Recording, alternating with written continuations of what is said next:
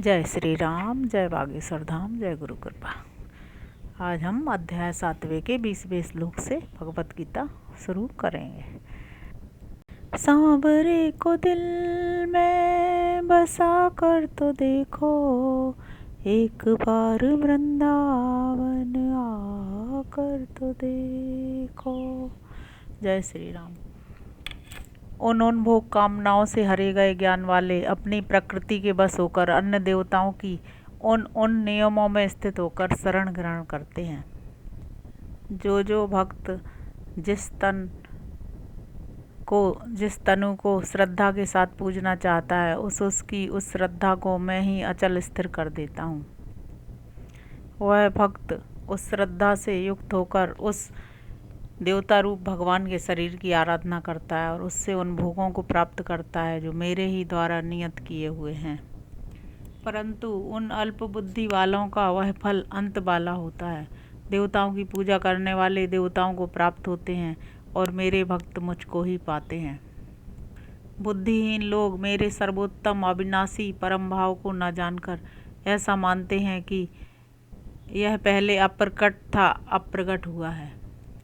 योग माया से ढका हुआ मैं सबके लिए प्रत्यक्ष नहीं हूँ। यह मूढ़ जगत मुझे अजन्मा और अविनाशी को नहीं जानता है। अर्जुन, मैं बीत गए हुए, वर्तमान और भविष्य में होने वाले सब भूतों को जानता हूँ, पर मुझको कोई नहीं जानता। अर्जुन, परंतप जन्म काल में सभी भूत प्राणी इच्छा और द्वेष से उत्पन्न द्वंद्व रूप मोह से सम्मोहित हो जाते हैं। परंतु जिन पुण्य कर्मा भक्तों का पाप नष्ट हो गया है, वे द्वंद्व मोह से छूटे हुए दृढ़ वृत्ति होकर मुझको भजते हैं। जो जरा मरण से छूटने के लिए मेरा आश्रय लेकर यत्न करते हैं, वे उस ब्रह्म को, संपूर्ण अध्यात्म को और समस्त कर्मों को जान लेते हैं। जो मुझको अधिभूत, अधिदेव और अधियज्ञ के सहित जानते हैं, वे युक्त चेता पुरुष मरण काल में भी मुझको जानते हैं। यहाँ से 8वां अध्याय शुरू है, पहला श्लोक से। अर्जुन बोला, पुरुषोत्तम वह ब्रह्म क्या है, अध्यात्म क्या है और कर्म क्या है, अधिभूत क्या कहा गया है, अधिदेव किसको कहा जाता है। मधुसूदन, इस शरीर में यहाँ यज्ञ कैसे और कौन है, और मरने के समय संयत आत्मा वाले पुरुषों के द्वारा आप कैसे जाने जाते हैं। श्री भगवान बोले, ब्रह्म परम अक्षर है, स्वभाव अध्यात्म कहलाता है। भूतों के भाव को उत्पन्न करने वाले विसर्ग का नाम कर्म है। देहधारियों में श्रेष्ठ अर्जुन, नाशवान भाव अधिभूत है और पुरुष अधिदेवत है, तथा इस शरीर में अधियज्ञ में ही हूँ और अंतकाल में मुझको ही स्मरण करता हुआ जो शरीर छोड़कर जाता है, वह मेरे भाव को प्राप्त होता है, इसमें संशय नहीं है। कुंती पुत्र अर्जुन, जिस भी भाव को अंतकाल में स्मरण करता हुआ शरीर छोड़ता है, वह सदा उस भाव से भावित हुआ उस भाव को ही प्राप्त होता है। इसलिए सब समयों में तू मुझको स्मरण कर और युद्ध कर। मुझ में अर्पण किए हुए मन बुद्धि वाला होकर तू निसंदेह मुझको ही प्राप्त होगा। अर्जुन, अभ्यास एवं योग से युक्त अन्न और न जानने वाले चित्त से चिंतन करता हुआ मनुष्य दिव्य परम पुरुष को प्राप्त होता है।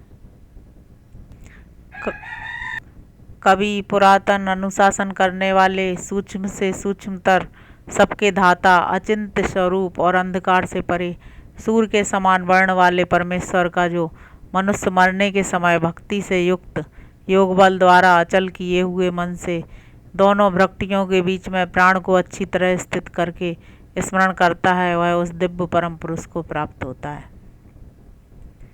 वेदता जिसे अक्षर कहते हैं, वीतराग यति जिसमें प्रवेश करते हैं, जिसकी इच्छा करते हुए ब्रह्मचर्य का पालन करते हैं, उस पद को मैं संक्षेप से तुझे कहूँगा।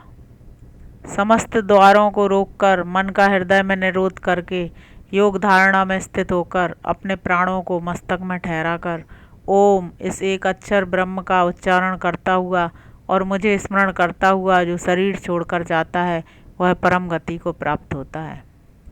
प्रथापुत्र अर्जुन, जो अनन्य चित्त वाला भक्त लगातार नित्य मेरा स्मरण करता है, उस नित्य युक्त योगी के लिए मैं सुलभ हूँ। मुझे प्राप्त होकर परम संसिद्धि को पाए हुए महात्मा लोग दुखों के घर रूप अनित्य पुनर्जन्म को नहीं प्राप्त होते। अर्जुन, ब्रह्म भुवन से लेकर सभी लोग पुनरावृत्तिशील हैं। कुंती पुत्र, मुझे पा लेने के बाद पुनः जन्म नहीं होता। ब्रह्मा का जो दिन है उसे सहस्त्र युग तक रहने वाला और रात्रि को भी सहस्त्र युग तक रहने वाली जानते हैं। वे लोग दिन रात्रि को जानने वाले हैं। दिन के आरंभ समय में अव्यक्त से सब व्यक्तियाँ उत्पन्न होती हैं और रात्रि के आरंभ समय में उस अव्यक्त नाम वाले में लय हो जाती हैं। अर्जुन, वही यह अस्वतंत्र भूत समुदाय उत्पन्न होकर रात्रि के आरंभ समय में लय हो जाता है और दिन के आरंभ समय में उत्पन्न हो जाता है। परंतु उस अव्यक्त से श्रेष्ठ जो दूसरा सनातन अव्यक्त भाव है वह सब भूतों के नष्ट होने पर नष्ट नहीं होता। अव्यक्त अक्षर है ऐसा कहा गया है, उसी को परम गति कहते हैं। जिसको प्राप्त होकर फिर नहीं लौटते वह मेरा परम धाम है। प्रतापुत्र अर्जुन, वह परम पुरुष जिसके अंतर्गत सब भूत स्थित हैं और जिससे यह सारा व्याप्त है, सचमुच अनन्य भक्ति से प्राप्त करने योग्य है।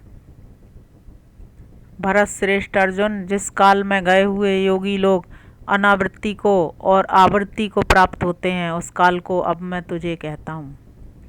अग्नि, ज्योति, दिन, शुक्ल पक्ष और उत्तरायण के 6 महीने, उनमें गए हुए ब्रह्मवेत्ता जन ब्रह्म को प्राप्त होते हैं। धूम, रात्रि, कृष्ण पक्ष तथा दक्षिणायन के 6 मास, उसमें योगी चंद्रमा संबंधी ज्योति को प्राप्त होकर फिर लौट आता है। ये शुक्ल कृष्ण गति निश्चय ही जगत में सनातन मानी गई है। एक से मनुष्य अनावृत्ति को प्राप्त होता है और दूसरी से पुनः वापस लौट आता है। प्रतापुत्र अर्जुन, इन दोनों मार्गों को जानने वाला कोई भी योगी मोह को प्राप्त नहीं होता। इसलिए अर्जुन, तू सब कालों में योग युक्त हो। वेदों, यज्ञों और तपों में तथा दानों में जो पुण्य फल दिखलाया गया है, योगी इसको जानकर उस सबको लांघ जाता है और परम आदि स्थान को प्राप्त होता है। यहाँ पे अध्याय 8 समाप्त हुआ और भगवान ने बोला कि ओम अक्षर में ही समा जाते हैं जो लोग अपने पाप कर्मों को नाश करके ओम अक्षर को ही लास्ट में याद करते हैं और विरक्ति के मध्य में ज्योति रूप में ईश्वर को याद करते हैं, उनका पुनर्जन्म नहीं होता। जय श्री राम, जय बागेश्वर धाम, जय गुरु कृपा।